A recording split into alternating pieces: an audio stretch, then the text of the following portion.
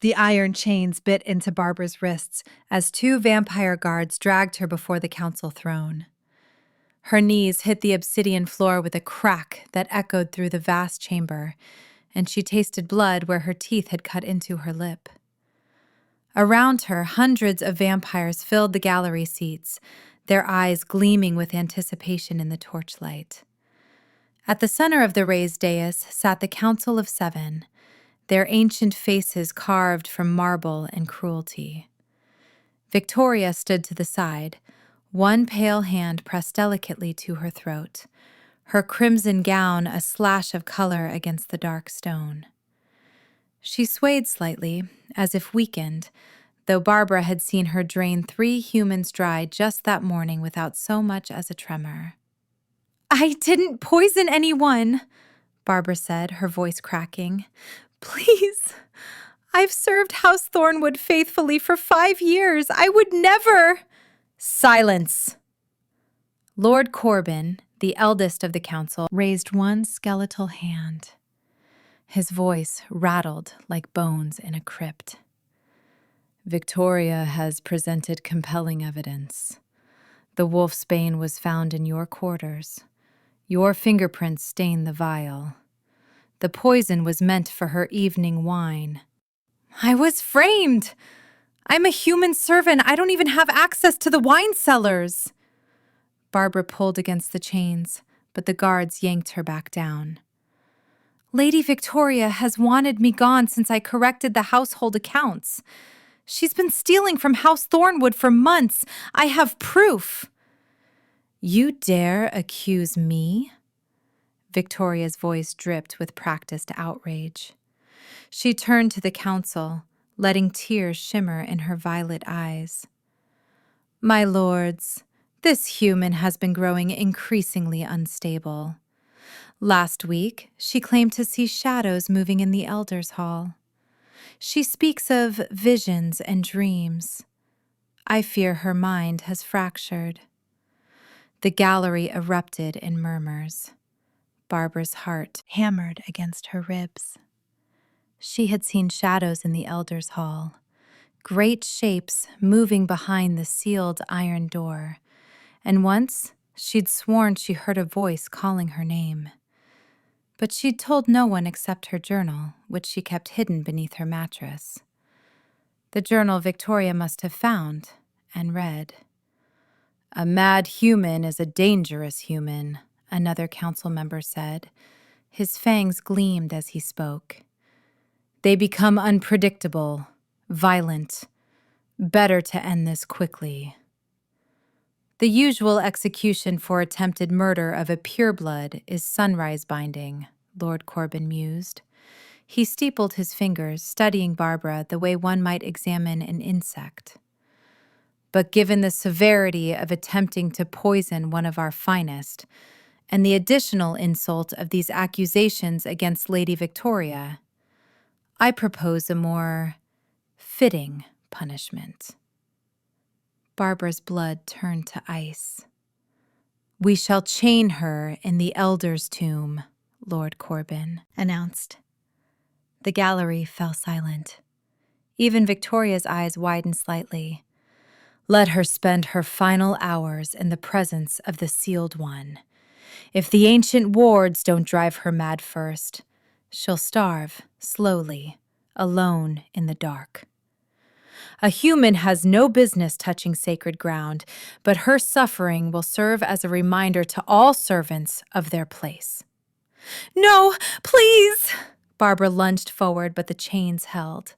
The Elder's Tomb was forbidden. Even vampires feared that place. Legend said an ancient vampire had been sealed there 1,000 years ago for crimes so terrible that the council had chosen eternal imprisonment over execution. The wards around the tomb were designed to torment any living thing that entered. "I'll accept sunrise binding. I'll accept anything else." "The council has spoken." Lord Corbin waved his hand in dismissal. "Take her to the depths. Chain her to the seal itself. Let her flesh touch the iron that has held the elder for 10 centuries. Perhaps his rage will consume her before the hunger does. The guards hauled Barbara to her feet. She twisted, searching the crowd for a single sympathetic face, but found only hunger and excitement. Vampires loved a good execution, especially when it involved ancient curses and human suffering. Victoria smiled, a small private expression of triumph, and raised her wineglass in a mock salute. "I'm innocent," Barbara whispered, but no one was listening anymore. They dragged her down through levels of house thornwood she'd never seen, past cells holding feral vampires and cursed creatures, through passages that grew colder and darker until even the torches seemed to dim in fear. The air tasted of old death and older magic. Barbara's human eyes could barely penetrate the gloom, but the vampire guards moved with certainty, their grip on her arms unbreakable. Finally, they reached a door of solid iron, covered in symbols that seemed to writhe in the torchlight. Just looking at them made Barbara's head ache and her stomach churn. The lead guard produced a key that looked like a twisted fang and turned it in the lock. The door swung open with a groan that sounded almost alive. Beyond lay darkness so complete it seemed solid. A cold wind rushed out, carrying whispers and languages Barbara didn't know. The guard shoved her forward and she stumbled into the void. Her feet found stone, rough and uneven. Behind her, chains rattled. "Don't touch the seal directly," one guard muttered to another. "The last vampire who did went mad within seconds." They chained her facing into the darkness.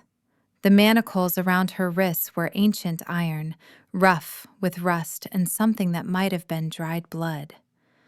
The chains ran taut, forcing her arms wide, and as the guard stepped back, Barbara felt the pull. The chains were anchored to something directly ahead of her, something that radiated cold like a physical force. "Comfortable?" The lead guard's laugh echoed off unseen walls. "You should last 2, maybe 3 days. The wards will start with your mind. Hallucinations, voices, memories twisted into nightmares. Then your body. The cold will creep into your bones. You'll beg for death long before it comes." "I hope you're there when the truth comes out," Barbara said through chattering teeth. "I hope Victoria's lies strangle you all." The guard's hand cracked across her face, splitting her lip. Blood ran hot down her chin. "You won't live long enough to see anyone again." The iron door slammed shut. The key turned. Silence fell like a burial shroud. Barbara hung in the darkness, supported only by the chains, her human eyes useless. She could feel the seal ahead of her, a massive presence, radiating power that made her skin crawl and her pulse race with instinctive fear. The cold crept through her thin servant's dress, and already her fingers were going numb. How long before the madness started? Hours? Minutes? She closed her eyes. It made no difference in the dark, and tried to think. There had to be a way out. There always was. She'd survived 5 years in a vampire household by being clever, by noticing things others missed, by... A whisper cut through her thoughts. "Come closer." Barbara's eyes snapped open. "Who's there?" "You hear me." The voice was deep, ancient, layered with power that made her bones vibrate.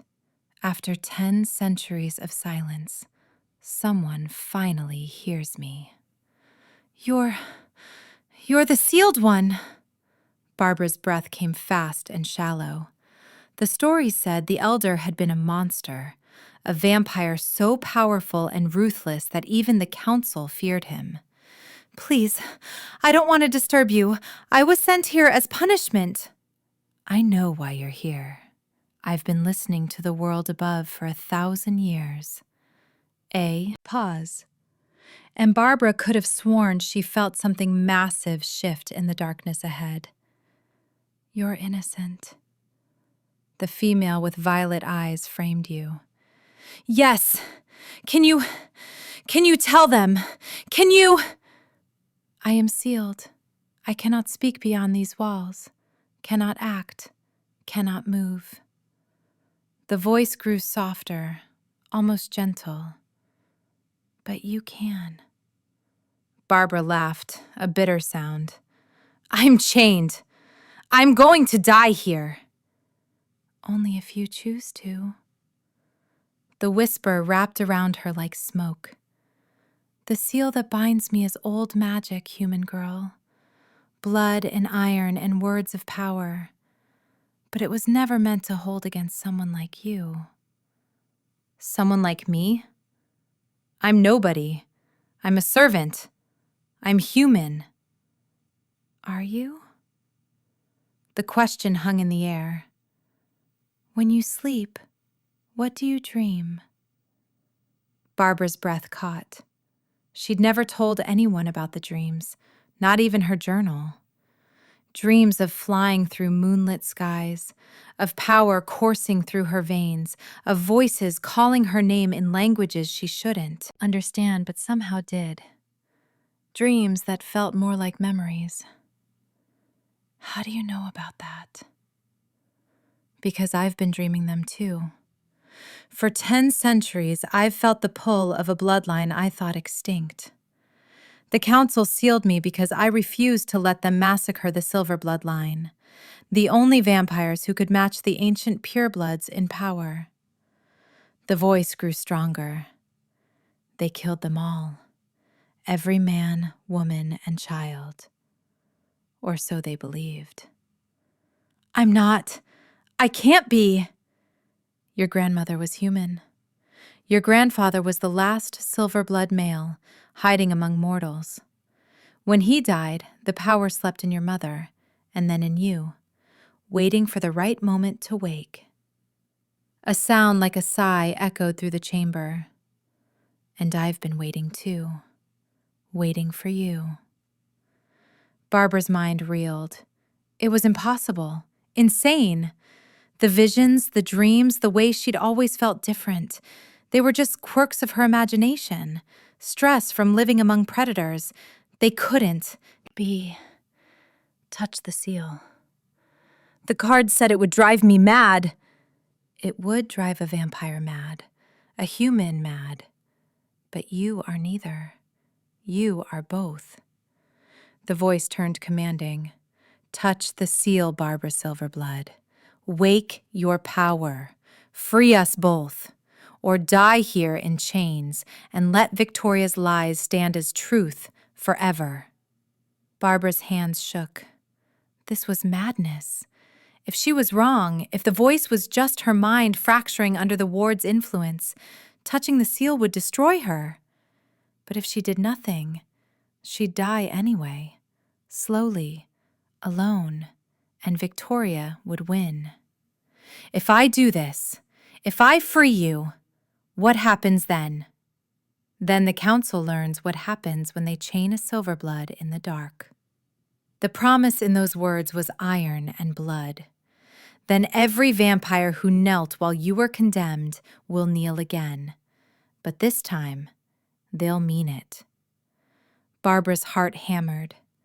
The chains were just long enough. If she stretched forward, if she reached with everything she had, she could touch whatever lay ahead in the darkness. The seal. The source of that terrible cold and ancient power. She took a breath. Another.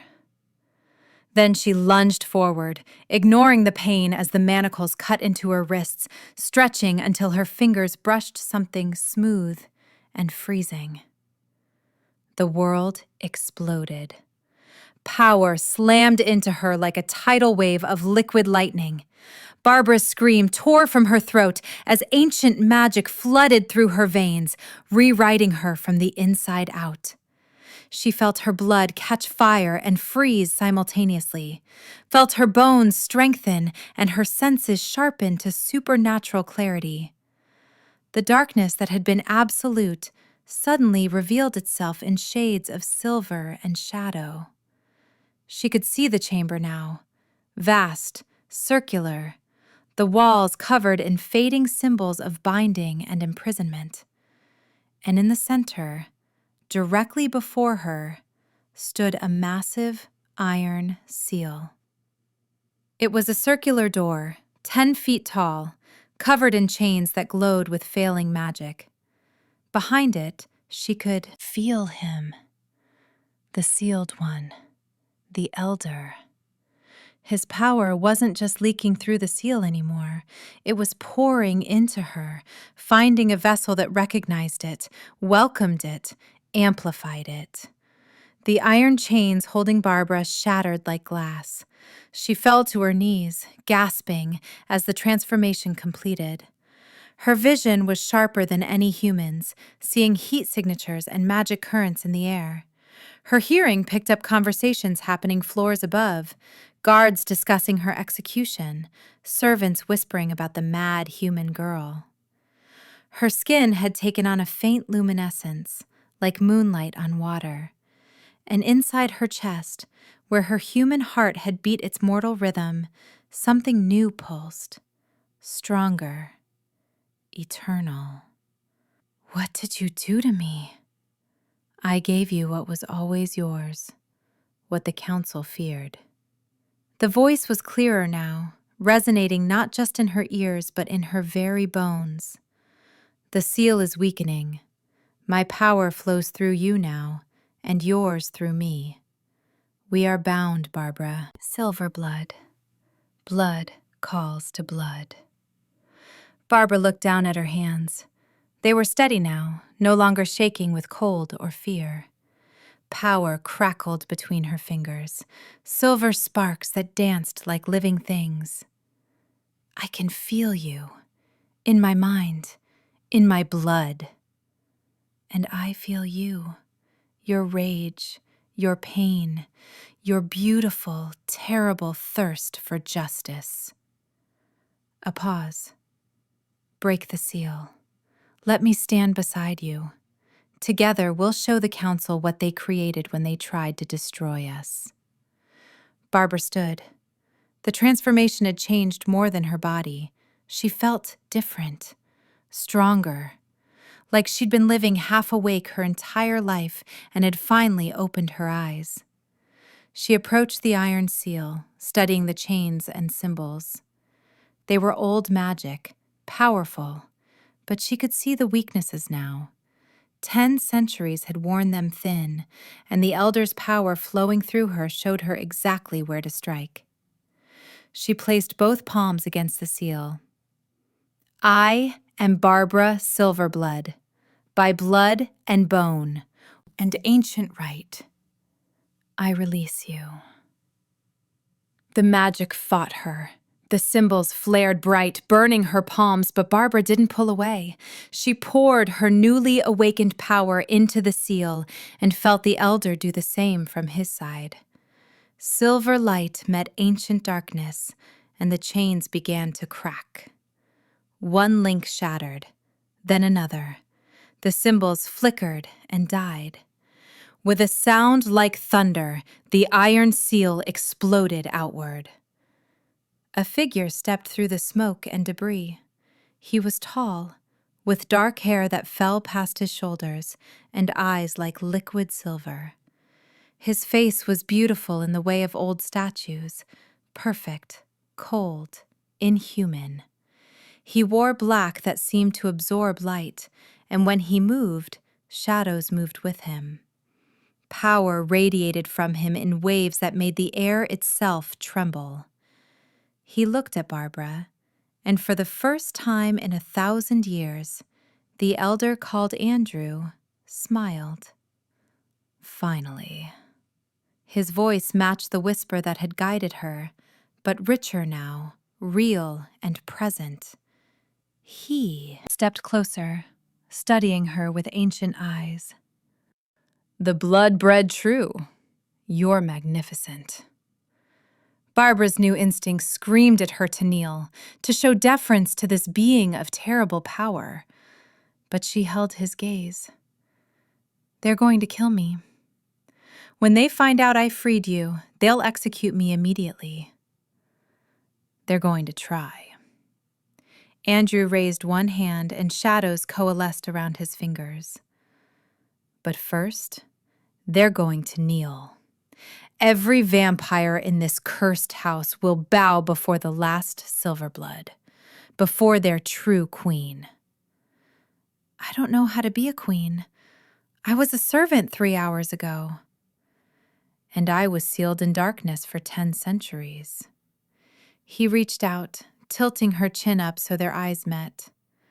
His touch was cold, but not unpleasant, and where his fingers brushed her skin, she felt the bond between them pulse like a second heartbeat.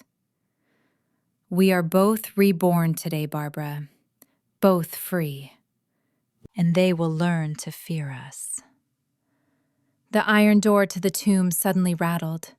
Voices echoed down the passage, guards coming to check if she'd died yet. Andrew's smile sharpened into something predatory. Stay behind me. Let them see what they've unleashed. The door swung open. 2 guards stepped through, torches held high. They froze when they saw the shattered seal, the empty chains. Their eyes went wide when they spotted Andrew standing in the center of the chamber, free after 1,000 years. Impossible, one guard breathed. Nothing is impossible. Andrew moved faster than Barbara's new eyes could track. One moment he stood beside her. The next, he had both guards by their throats, lifted off the ground. His voice dropped to a lethal whisper. Tell the council that the sealed one walks free. Tell them the last Silverblood has awakened. Tell them their reckoning has come. He dropped the guards. They scrambled, backward, tripping over each other in their haste to escape. Their footsteps echoed away into distant screams of warning. They'll bring the entire council, the pureblood warriors. They'll seal you again, seal us both. Let them try. Andrew turned back to her, and the shadows around him writhed like living things. Do you feel it? The bond between us? My power flowing through your veins? Barbara nodded. She could feel it. A connection deeper than blood, older than words. His strength was hers. His rage was hers. And somehow, her humanity, her compassion, her sense of justice flowed back to him, tempering his ancient fury with purpose. You broke my seal. Your blood called to mine across the centuries. The old magic recognizes this. He took her hand, and silver light flared where their skin met. You are mine, Barbara Silverblood, my fated mate, my equal, my queen. The words should have frightened her. She'd been a servant, owned nothing, answered to everyone. But instead, they felt right, like recognition, like coming home to a place she'd never known existed. Then let's show them what happens when they condemn the innocent. They ascended through the depths of House Thornwood. Word of their approach spread like wildfire. Servants fled, screaming. Lesser vampires pressed themselves against walls, their instincts forcing them to lower their eyes as Andrew passed. The ancient power radiating from him was undeniable, and the silver light surrounding Barbara marked her as something new and terrifying. By the time they reached the council chamber, every vampire in House Thornwood had gathered. The gallery was packed, faces pale with fear and fascination. The Council of Seven sat on their raised dais, Lord Corbin at the center, his expression carved from stone. Victoria stood to one side, her violet eyes wide with barely concealed horror. Andrew and Barbara walked through the center aisle. The crowd parted before them like water before a blade. Barbara's new senses cataloged everything: the racing heartbeats, the scent of fear, the way even the most ancient vampires trembled as Andrew's gaze swept over them. They stopped before the dais. Andrew made no move to kneel. Barbara, following his lead, stood tall, her chin raised. The silence stretched until Lord Corbin broke it. "You were sealed for good reason, Andrew Nightshade." His voice betrayed no fear, but his knuckles were white where they gripped his throne. "You defied the council, protected a bloodline marked for extinction. Your crimes, my crimes?" Andrew's voice filled the chamber like a physical force. Several younger vampires actually fell to their knees. "I protected children, families, vampires whose only sin was being born powerful enough to threaten your petty rule. You slaughtered them like animals and sealed me when I stood in your way. The Silverbloods were dangerous, unpredictable. They had to be eliminated because you feared them." Andrew's eyes blazed silver. "And now, after 1,000 years, the council trembles again, because the last Silverblood stands before you, awakened and bonded to me. Your greatest fear made real." All eyes turned to Barbara. She felt the weight of their attention, their fear and hate and desperate calculation. Victoria's face had gone ashen. "Lord Corbin," Andrew continued, his voice dropping to a deadly calm, "this female condemned an innocent human to death based on lies and fabricated evidence. I demand justice. The council's ruling is final. We do not reverse. You will reverse it. Or I will show you why it took 12 ancient purebloods and a blood sacrifice to seal me the first time." Andrew's power flooded the chamber, and vampires cried out as it pressed down on them like an invisible weight. "And this time, I have her strength added to mine. Test me, Corbin. See what happens." The council members exchanged glances. Barbara could see their fear, their understanding that the balance of power had shifted irrevocably. But Lord Corbin's pride wouldn't let him yield easily. "If we are to consider this reversal, we require proof, evidence of Lady Victoria's deception." "I kept records." Barbara's voice rang clear through the chamber.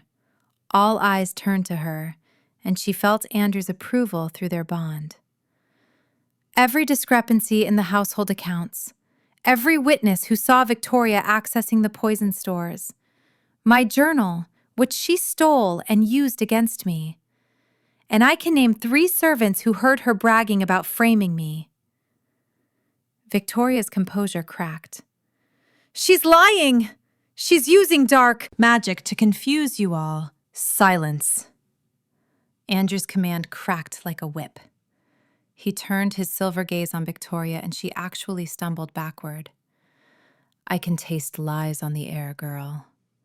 10 centuries of darkness taught me to distinguish truth from deception, and you reek of both." "Lady Victoria," Lord Corbin said slowly, his ancient eyes narrowing, "do you deny these accusations?" "Of course I deny them. This human, this creature, she's obviously enchanted you all. She's probably been practicing forbidden magic. That's how she freed him.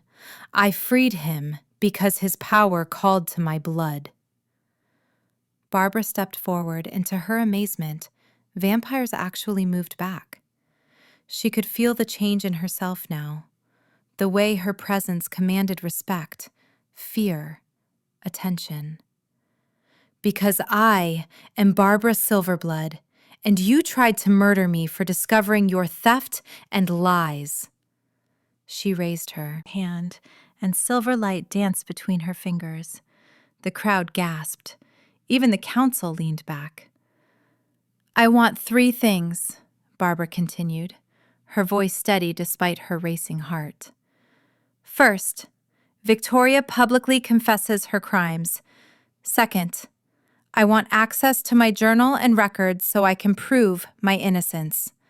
Third, I want every servant who was forced to bear witness to my false conviction to hear the truth. Reasonable request, Andrew said quietly. Or I can simply tear the truth from Victoria's mind. It would be unpleasant for her, but effective. Victoria's eyes darted between the council, Andrew, and Barbara. Her perfect composure had shattered completely. She looked like a trapped animal, searching for escape and finding none. Lady Victoria, Lord Corbin said, and now his voice held an edge. Speak truth, or face the consequences of deception before this council. For a moment, Victoria stood silent. Then her shoulders slumped. I framed her. The words came out barely above a whisper. She discovered I'd been skimming from the household funds. I planted the poison, stole her journal, paid witnesses to lie. I thought she was just a human, disposable. The gallery erupted in angry murmurs. Barbara felt a wave of vindication wash through her, sweet and fierce. She'd been right. She'd been innocent. And now everyone knew. The council finds your previous ruling in error, Lord Corbin said, each word clearly painful for him. Barbara Silverblood is declared innocent of all charges. Lady Victoria will face me, Andrew said softly. He moved toward Victoria with predatory grace. You condemned my mate to death, chained her in darkness, meant for her to die slowly, in terror and pain. Please, I didn't know. She was just a servant. She was never just anything. Andrew's hand closed around Victoria's throat, lifting her off the ground. His power flared, and Victoria's screams echoed through the chamber. You wanted her to suffer? Now you'll learn what true suffering means. Barbara watched, feeling no pity. Victoria had condemned her to a horrible death without a second thought, had smiled as Barbara begged for mercy. This was justice. Andrew's power wrapped around Victoria like a shroud. She aged 1,000 years in seconds, her skin withering, her violet eyes dimming, her beautiful face collapsing into a desiccated mask. When Andrew released her, she fell to the floor, still technically alive, but twisted into something ancient and broken. She would live for centuries more, but as a warning, a reminder. Let this be known, Andrew called out, his voice carrying to every corner of the chamber. Barbara Silverblood is my blood-bonded mate, my equal, my queen. Any who threaten her threaten me. Any who harm her will face consequences that make Lady Victoria's fate look merciful. He turned to the council, and now his smile held genuine amusement. Unless, of course, the council wishes to try sealing me again. You're welcome to attempt it. Lord Corbin's expression was carefully neutral, but Barbara could see the calculations behind his eyes. He was old, powerful, cunning, but he wasn't stupid. Andrew had been sealed once through surprise and overwhelming force, and it had taken 12 purebloods to do it. Now he was free, bonded to a Silverblood, and very, very angry. The council recognizes the bond, Corbin said carefully, and acknowledges Barbara Silverblood's status. Welcome, Lady Nightshade, to the ranks of vampire nobility. Barbara felt Andrew's satisfaction through their bond. This was a victory, not just survival, but elevation. She'd gone from condemned servant to acknowledged noble in the span of hours. But it wasn't enough. I don't want to be Lady Nightshade, Barbara said clearly. The chamber went silent. Even Andrew looked at her with surprise. I want House Silverblood restored. I want the council to publicly acknowledge their genocide. And I want every vampire in this room to understand that the Silverblood line didn't die. You just made it stronger. Ambitious, Andrew murmured. I knew I chose well. House Silverblood was disbanded, Lord Corbin said slowly. To restore it would require... Would require what? Your permission? Andrew's laugh was dark. The council's power is built on the illusion that you're necessary, that your rules matter. But Barbara and I are proof that the old ways, the blood bonds, the ancient powers, are stronger than any law you've written. He gestured, and shadows gathered around him and Barbara both. The silver light of her Silverblood power merged with his darkness, creating something new and beautiful and terrifying. House Silverblood is restored by right of blood and power. Any who dispute this can take their challenge directly to me. No one moved. No one spoke. The council members sat frozen, their ancient faces carved with recognition of their defeat. Finally, Lord Corbin inclined his head. Just slightly. Just enough.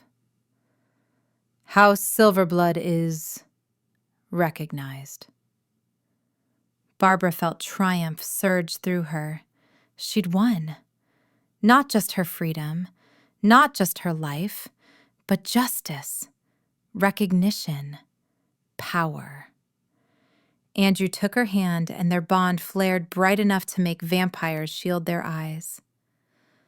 Then I claim Barbara Silverblood as my eternal mate before this council and all witnesses. His silver eyes held hers, ancient and knowing and fierce. Blood to blood, soul to soul, until the stars burn cold. The words resonated with old magic. Barbara felt them settle into her bones, into the very core of her being. This was more than marriage, more than any human ceremony. This was a bond that would last beyond death, beyond time itself. I accept, Barbara said, and meant it with every fiber of her transformed being. Blood to blood, soul to soul, until the stars burn cold. Silver light exploded from their joined hands, washing over the entire chamber. Barbara felt the bond solidify, felt Andrew's power become permanently intertwined with hers. They were separate beings still, but also one, connected in a way that transcended explanation. When the light faded, every vampire in the chamber was on their knees. Not forced by power this time, but in genuine recognition of what they'd witnessed. A blood bond between the last Silverblood and the most powerful elder in vampire history. A union that shifted the balance of power irrevocably. Lord Corbin knelt on his throne, his head bowed. All hail House Silverblood! All hail Lord and Lady Nightshade Silverblood! The chant was taken up by the gathered vampires, echoing through the chamber until it sounded like thunder. Barbara stood hand in hand with Andrew, looking out over the bowed heads of those who'd condemned her to death, and felt the sweet weight of vindication, but also something deeper, purpose, destiny, the understanding that this was only the beginning. The weeks that followed transformed everything. Andrew and Barbara established House Silverblood Nightshade as a power that even the council couldn't ignore. They took the east wing of House Thornwood as their territory, renovating it into something that reflected both ancient power and new vision. The walls were hung with silver and shadow, and the halls whispered with protective magic that made even elder vampires nervous. Barbara discovered that her transformation had given her more than just power. Her Silverblood heritage connected her to every vampire in the house. She could sense their emotions, their intentions, sometimes even their thoughts. Combined with Andrew's 10 centuries of wisdom and power, they became a force that reshaped vampire society. The servants who'd witnessed her condemnation were freed and offered positions in the new house. Most accepted gratefully, spreading stories of Barbara's mercy and justice. The 3 who testified against her under Victoria's coercion were forgiven publicly, turning enemies into loyal allies. Victoria remained as a living reminder, kept in a glass cell in the lower levels.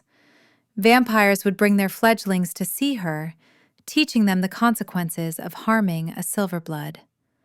Barbara visited her once, looking down at the withered creature that had tried to kill her.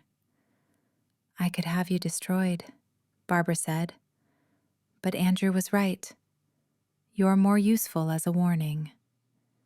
Victoria's dried lips moved, but no sound emerged. Her violet eyes held only madness now. Barbara turned away and didn't look back. The council tested them twice more in those early weeks, sending assassins, attempting political maneuvering, even trying to turn other houses against them. Each time, Andrew and Barbara crushed the attempts with a combination of overwhelming power and strategic brilliance. Andrew's centuries of experience guided Barbara's instincts, while her compassion and modern sensibility tempered his ancient ruthlessness. They became legends, the Sealed Elder and the Last Silverblood, the vampire lord who'd defied the council for love of justice, and the servant girl who'd awakened to become a queen. One night, 3 months after her transformation, Barbara stood on the balcony of their chambers, looking out over the moonlit grounds. Andrew joined her, wrapping his arms around her from behind. "Regrets?" he asked quietly. "About becoming a vampire? About bonding with you? About destroying my old life?" Barbara leaned back against him, feeling their hearts beat in synchrony. "Not even one. That girl who scrubbed floors and kept her head down, she wasn't really me. She was who I had to be to survive. And now? Now I'm who I was always meant to be." She turned in his arms, meeting his silver eyes. "The council wanted to make me an example. They did. Just not the example they intended. They created a queen when they tried to create a corpse." Andrew's smile was genuine, transforming his ancient face into something almost young. "I was sealed for 1,000 years, Barbara. Trapped in darkness, waiting for death that never came. You freed me from that, gave me purpose again." "We freed each other." Barbara reached up, touching his face. Through their bond, she felt his love, his devotion, his fierce, protective instinct. "You showed me what I could be, what I was meant to be." Their bond pulsed between them, silver and shadow intertwined. Andrew leaned down, and their kiss was both tender and eternal, a promise that transcended words. When they finally parted, Andrew's expression grew thoughtful. "The council will never truly accept us, you know. They fear what we represent. The old power returning, the bloodlines they tried to eliminate rising again." "I know." Barbara had been thinking about this too. Their victory was complete but fragile. The council would plot, scheme, wait for opportunities. Which is why we need to change the system entirely. Oh? There are others like me, humans with dormant vampire blood, descendants of the lines the Council destroyed. What if we found them, awakened them, built a new generation of vampires who remember what it's like to be powerless and choose to be different? Andrew's eyes gleamed with approval and excitement.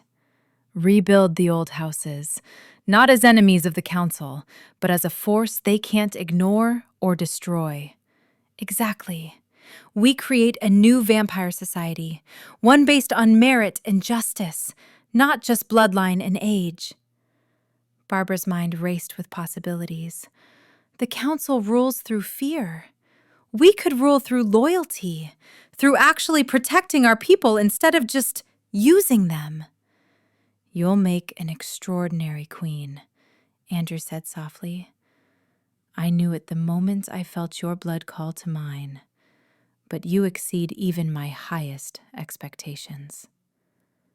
They spent the rest of the night planning, their minds working in perfect harmony through their bond.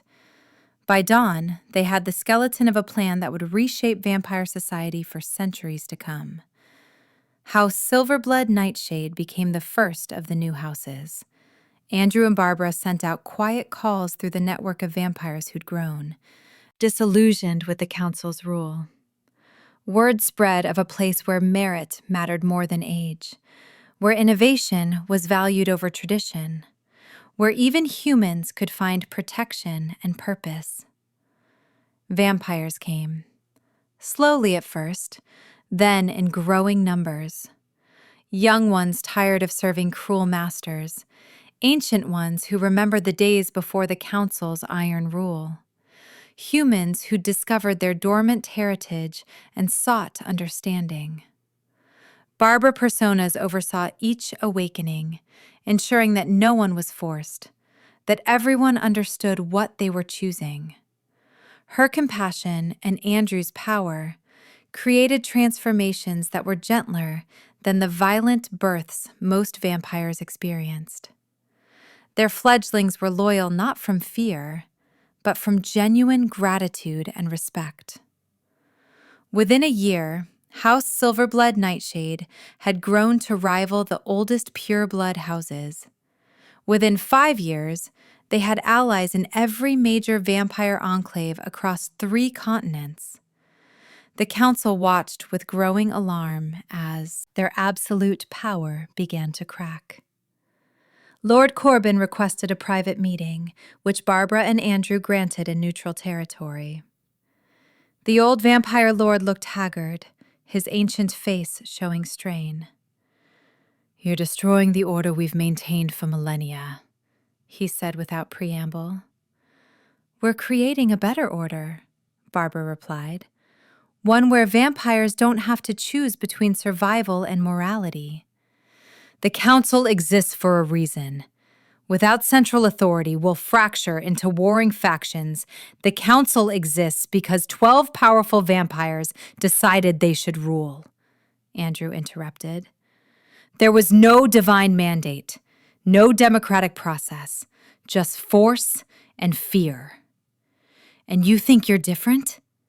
You've gathered more power than any single vampire in history.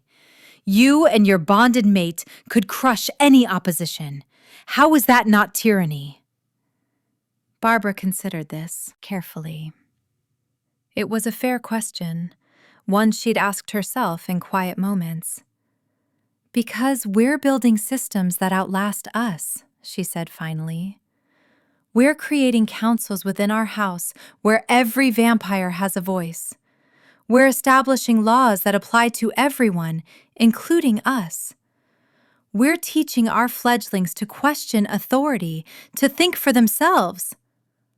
The Council rules through fear and demands blind obedience. We're trying something different. It might fail, but it's worth attempting. Lord Corbin was silent for a long moment. Then, to their surprise, he smiled, a genuine expression, tired but real. I was there when we sealed Andrew, he said quietly. I voted for it. Not because I thought he was evil, but because I was afraid. Afraid of change. Afraid of losing power. He looked at Barbara directly. You're right. The council has become what we once fought against. We've grown cruel and complacent. I can't speak for the others, but I acknowledge your house, your right to exist and grow. Perhaps fresh blood is exactly what our society needs. It wasn't a complete capitulation, but it was something, a beginning. Barbara extended her hand, and after a moment, Lord Corbin took it. Work with us, Barbara said. Help us build something better. You have centuries of wisdom. Use it to create instead of control. I'll think about it, Corbin said. But his grip on her hand was firm, and Barbara could sense through her silver blood connection that he meant it. As years turned to decades, the change Barbara and Andrew had started rippled through vampire society. The council didn't fall. Barbara had been wise enough to understand that complete revolution would lead to chaos. But it transformed. New voices joined the Seven. New houses rose to challenge the old purebloods. Laws changed, slowly, to reflect justice over tradition. Barbara herself became legendary. The last Silverblood who'd been condemned to death and risen to become a queen. Stories of her spread among humans, too. Whispered legends of a vampire who remembered her humanity, who protected the innocent, who'd transformed her own executioners into her subjects. She and Andrew discovered others like her, humans with dormant vampire blood from the destroyed houses. Each awakening was a ceremony now, sacred and beautiful. The silver bloodline grew again, not through conquest, but through choice. One night, exactly 10 years after Barbara had broken the seal and changed both their fates, she and Andrew stood in the great hall of their house. Hundreds of vampires filled the space, their fledglings, their allies, representatives from houses across the world. Andrew raised his hand for silence, and the crowd quieted instantly. 10 years ago, the council tried to destroy the last Silverblood, he announced. Instead, they created a dynasty. He gestured to Barbara, who stepped forward.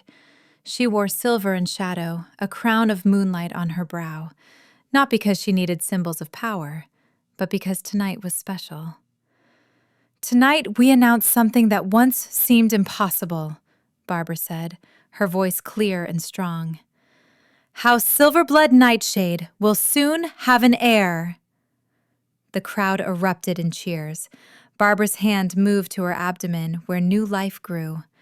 A child born of two ancient bloodlines, vampire and Silverblood combined. Impossible according to all known lore, but their bond had created miracles before. Andrew moved to her side, his arm around her waist, his love and pride blazing through their connection. Blood calls to blood, he said softly, so only she could hear. And our blood will echo through the ages. Barbara leaned into him, feeling the life within her pulse in rhythm with their joined hearts. She thought of the girl she'd been, the frightened servant chained in darkness, condemned to die for crimes she didn't commit. That girl would never have imagined this power, this love, this future. But that girl had possessed something precious, a core of stubborn justice, a refusal to accept lies as truth. And that core had grown into something that reshaped their entire world. They tried to kill me, Barbara murmured. Instead, they gave me everything I never knew I wanted. A mate, a purpose, a family. They gave us to each other, Andrew corrected. And we'll make them remember that gift for centuries to come. As the celebration swirled around them, Barbara looked out over the faces of those who'd chosen to follow them, to believe in their vision of a better vampire society. She saw hope there, purpose, loyalty earned, not demanded. Victoria's withered form had finally crumbled to dust 3 years ago. The council had divided into progressive and conservative factions, both acknowledging House Silverblood Nightshade's power. The world was changing, slowly but surely, and Barbara and Andrew were at the center of that change.